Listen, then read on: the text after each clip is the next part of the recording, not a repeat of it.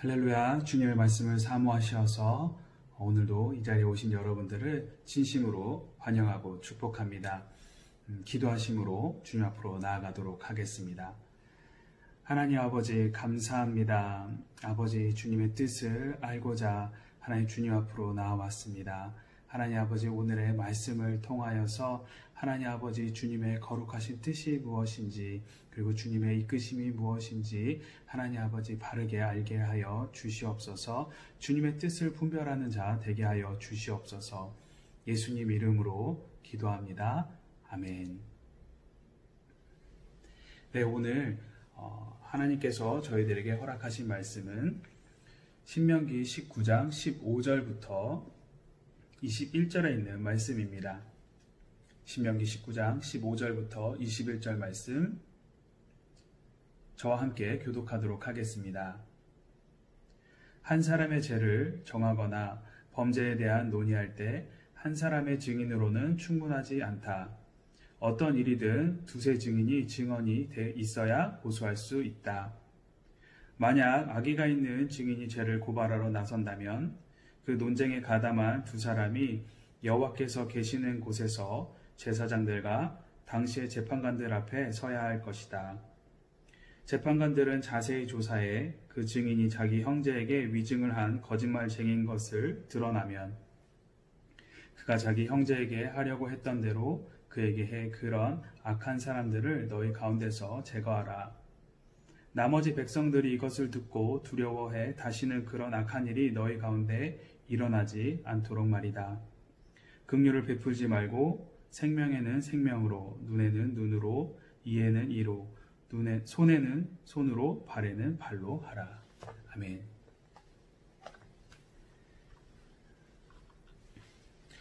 네, 오늘 말씀을 보면은 이스라엘 백성이 재판에 있어서 증인의 말이 위증이라는 사실이 드러나면 그 사람이 피고에게 하고자 했던 것과 똑같이 처벌받음으로써 하나님께서 이스라엘 백성은 이러한 위증이라고 했으니까 거짓이겠죠. 거짓을 행하지 말라라는 내용을 오늘 말씀은 담고 있습니다.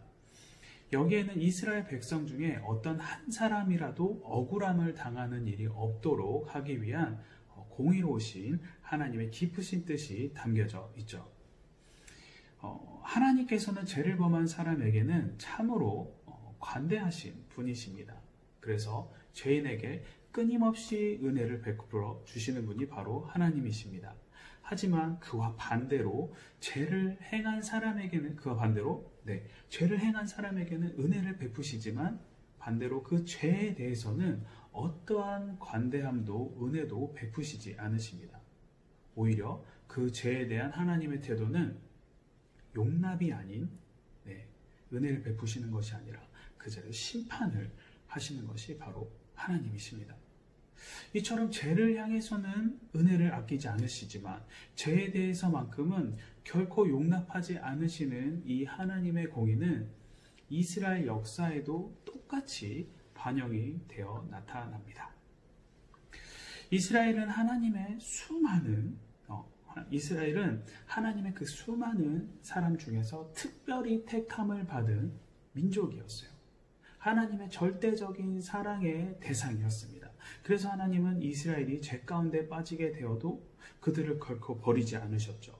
그런 하나님의 긍휼은 사무엘 시대에 하나님을 버리고 하나님이 아닌 우리에게도 다른 나라처럼 왕을 주십시오라는 그 백성들, 그들을 향해서 하나님께서 하신 말씀에서 우리는 명확하게 알 수가 있습니다. 사무엘상 12장 22절 말씀인데요.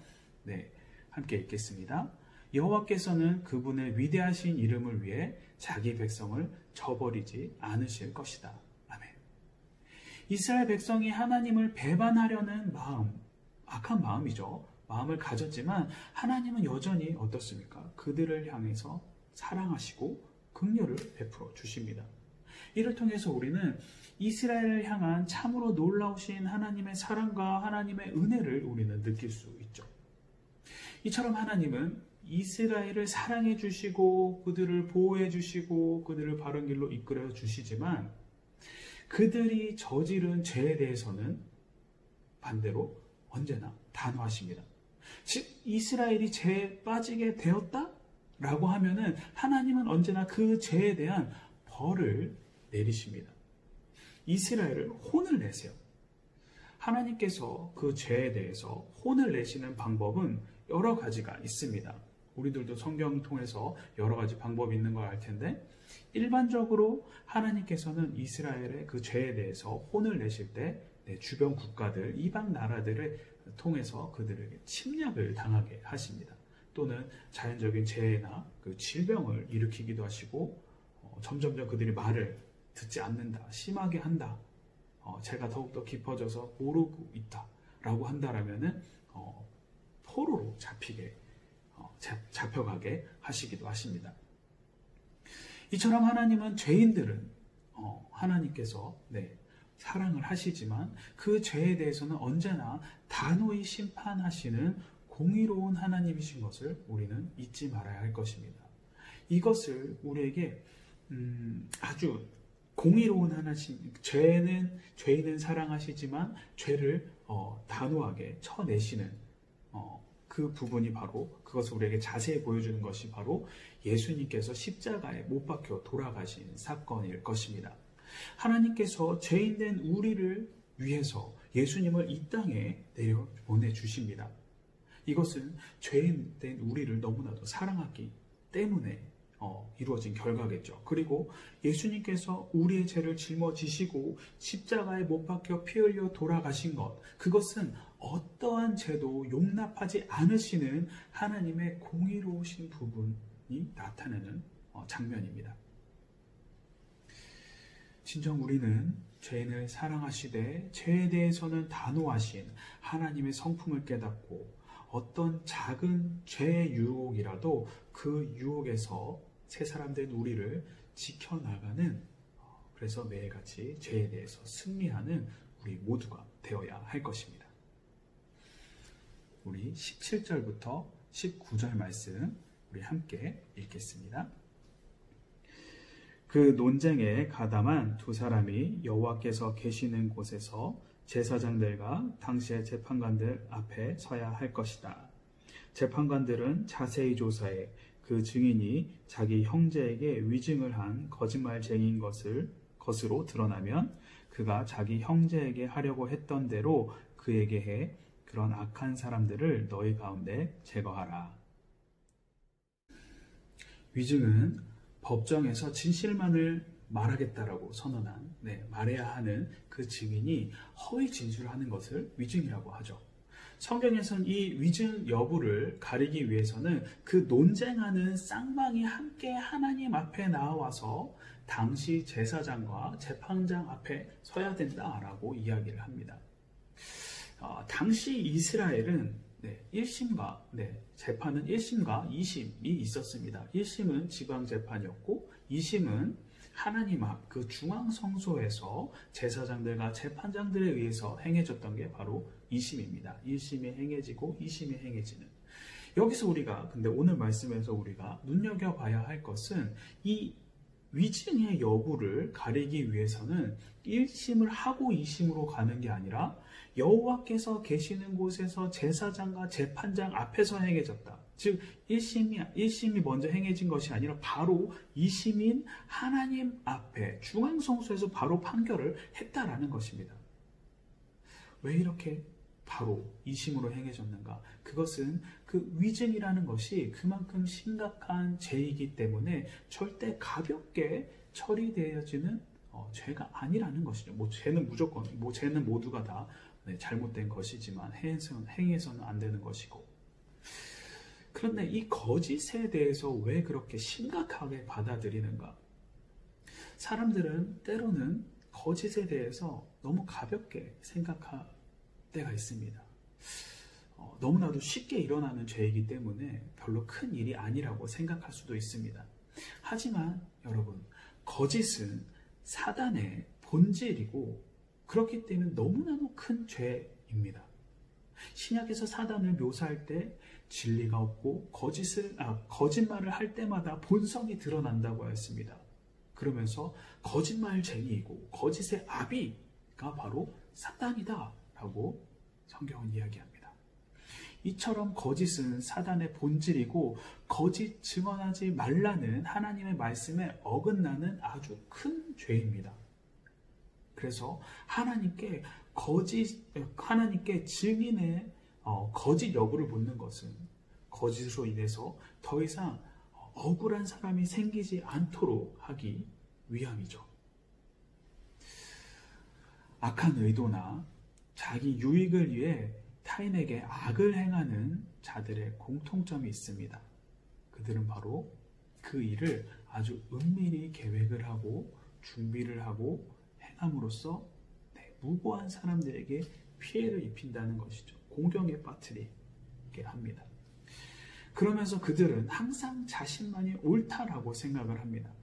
그래서 하나님을 무시하거나 하나님은 존재하지 않는다라고 생각합니다. 뿐만 아니라 자기는 절대 환난에 빠지지 않을 것이라는 그런 교만 가운데 빠져 있습니다. 이 자들은 하나님은 안중에도 없으면서 이 자들이 근데 두려워하는 게 있어요. 그것은 바로 다른 사람들의 눈을 두려워합니다. 다른 사람, 즉 세상의 평가에 대해서 상당히 민감하게 반응합니다. 그래서 그 세상의 평가를 잘 피해서 은밀하게 행하는 것만을 생각합니다. 자, 이 얘기를 왜 했는가? 하나님께서는 이 은밀하게 행하는 은밀하게 거짓을 행하는 자들의 생각과 행동을 하나님께서는 그럼 모르시는 분이신가? 성경은 하나님이 모든 사람의 은밀한 중에서 행하시는 것을 다 아시고 심판하신다고 하였습니다.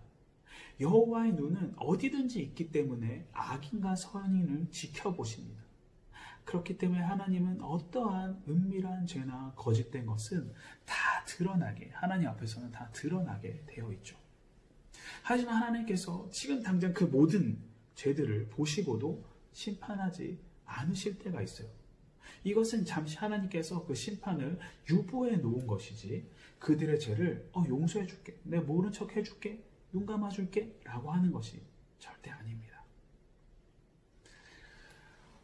최근 한국에서 큰 이슈가 됐던 N번방과 그리고 박사방이라는 사건이 있었습니다.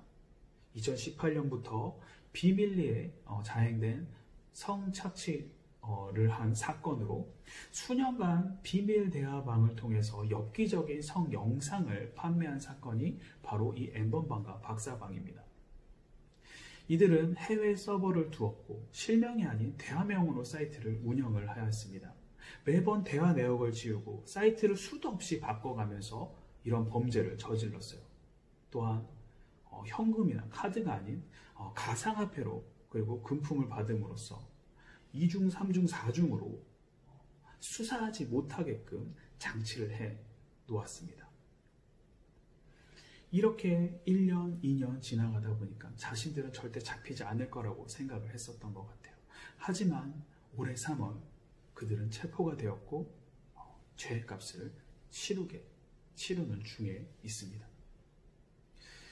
세상에서 그 누가 하나님의 눈을 피할 수 있을까요? 그 누구도 가당치 않습니다. 하나님은 때가 되면 그들이 숨을 멈추고 아무리 깊은 곳으로 간다고 해도 끌어내셔서 공의의 심판을 행하십니다. 우리가 비록 산소를 볼 수 없다고 할지라도 코로나 바이러스를 내가 직접 볼 수 없다고 해서 그것이 없는 것은 아니죠. 우리가 산소가 없으면 어떻습니까? 숨이 가파오는 것처럼, 그리고 코로나 바이러스가 걸렸을 때 몸이 아픈 것처럼 우리가 비록 하나님을 볼 수 없다고 해서, 듣지 못한다고 해서 하나님은 안 계시는 게 아니에요. 우리를 보지 못하시는 분이 아니십니다. 하나님은 여러 가지 방법으로 본인이 살아 계심을, 그리고 우리를 지켜보고 계심을 알려주시고, 특히 너무나도 친절하게 말씀으로도 기록해서 우리들에게 수천 년 동안 알려주고 계시는 분이십니다. 지금도 살아계셔서 역사하시고 우리를 지켜봐 주시는 주님께서, 하나님께서는 우리를 지켜만 보고 계신 것이 아니라 우리의 마음을 감찰하시는 분이십니다. 따라서 우리의 행위 중에 하나님 앞에 드러나지 않는 것은 그 어떠한 것도 없어요. 마음까지도 다 드러납니다. 이 말씀을 준비하면서 정말 참 많이 뜨끔뜨끔했어요. 네, 행위뿐만 아니라 말뿐만 아니라 마음까지도 다 드러난다. 사랑하는 성도 여러분, 우리는 사람의 눈은 좀 피할 수 있을지 몰라도 하나님의 눈은 피할 수 없다라는 것을 잊지 마셨으면 좋겠습니다. 그러기에 다른 사람이 보지 않는다고 해서 은밀한 죄를 범하거나 다른 사람을 해하거나 거짓말을 해서는 안 됩니다. 사람과 하나님 앞에 언제나 정직하게 행함으로써 그리고 죄로부터 구별된 거룩한 삶을 사시기를 간절히 바랍니다. 우리 20절 말씀 함께 읽도록 하겠습니다. 나머지 백성들이 이것을 듣고 두려워해 다시는 그런 악한 일이 너희 가운데 일어나지 않도록 말이라. 아멘. 하나님께서는 위증을 금하시고 그에 대한 강력한 처벌을 명령을 하십니다. 하나님께서 이렇게 강력하게 명령하신 이유는 억울한 사람이 없도록 하기 위함이죠. 이 위증 죄를 범한 자가 처벌받는 것을 보면 다른 사람들이 그것을 보고도 두려워하고 다시는 그러한 악을 저지르지 못할 것이라는 것이죠. 그래서 모든 이들이 두려워하기 위해서는 그만큼 그 죄에 대해서 단호하게 강력하게 벌을 내려줌으로써 큰 영향력을 끼쳐야 한다라는 것이죠. 그래서 하나님께서 내리는 심판은 언제나 단호하신 것입니다. 하지만 이 심판이 이루어질 때 단호하지만 거기에 합당한 기준에 맞춰서 하나님께서 언제나 처벌이라고 하니까 조금 그런데 벌을 내리십니다. 우리 21절 말씀 함께 읽도록 하겠습니다. 긍휼을 베풀지 말고 생명에는 생명으로, 눈에는 눈으로, 이에는 이로, 손에는 손으로, 발에는 발로 하라. 아멘. 죄에 대해서 하려고 했던 그대로 동일한 방법으로 형벌을 내리는 것을 동형법이라고 이야기합니다. 당시 고대 근동 국가에서는 일반적으로 택한 법이 바로 이 동형법이었고 이스라엘도 동일하게 이 동형법을 적용을 하였습니다. 이 동형법으로 심판을 행하라고 하는 것은 단호하게 형벌을 내리되 생명에는 생명으로, 눈에는 눈으로, 발에는 발로, 즉 가하지도 감하지도 말고 적절하게 형벌을 내리라는 뜻입니다. 위증을 행했을 때 생명을 해하려고 했던 것이 아니라면은 감정적으로 내가 격해져서 그가 너무나도 밉다고 할지라도, 죽일 만큼 밉다고 할지라도 그를 사형에 처하는 것이 아니라 죽여서는 안 된다라는 것이죠. 적절한 형벌을 내라. 이는 그가 지은 죄에 대한 죄는 미워하지만 처벌받는 데 있어서는 억울하게 행해서는 안 된다라는 것입니다. 죄를 범한 자에게도 합당한 처벌을 하되 그 처벌이 지나치지 않아야 된다라는 것을 하나님께서는 21절을 통해서 우리에게 말씀하십니다.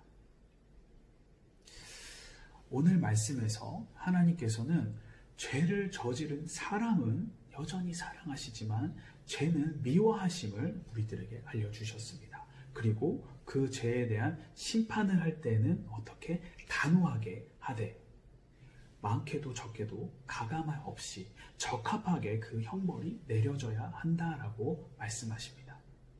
우리는 이러한 하나님의 말씀을 이해하여서 우리가 살아가는 이 세상 가운데서 하나님의 정의를, 그 하나님의 뜻을 세워나가야 할 것입니다. 자, 지금 이 시간 함께 기도하도록 하겠습니다.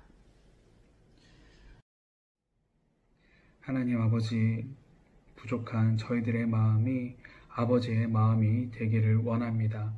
그래서 주님께서 죄는 미워하시되 죄인을 사랑하셨던 것처럼 하나님 아버지, 주변에 믿지 않는 자들을 미워하는 것이 아니라 그들에게 주님의 사랑을 전할 수 있는 자들이 되게 하여 주시옵소서. 하나님 아버지 주님, 그리하여서 저희들이 제 유혹 가운데서 하나님 아버지 언제나 승리할 수 있도록 하여 주시고, 하나님 아버지 주님께서 원하시는 하나님 아버지 거룩한 자로서 하나님 아버지 이번 한 주도 살아가게 하여 주시옵소서. 예수님 이름으로 기도합니다. 아멘.